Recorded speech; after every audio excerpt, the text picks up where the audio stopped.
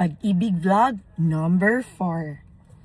Hi guys, I'm back. This is Reb Kareen, your real estate partner. So today, let's talk about co-borrower in Pag-ibig housing loan. So this is open to non-relative or to relatives until second degree consanguinity. So how does it work?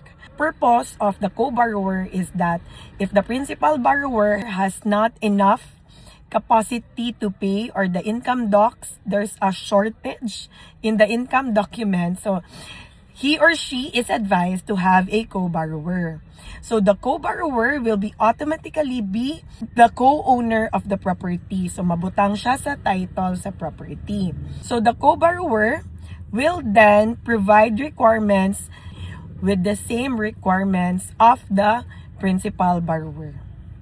So if you know someone who wants to ask you to be their co-borrower in a housing loan, make sure they have the capacity to pay or they are good payers. Since if ever in worst case scenario that the housing loan will be unpaid or foreclosed, both principal borrower and co-borrower, you will both have bad record on Pag-ibig that you won't be able to have another housing loan in the future.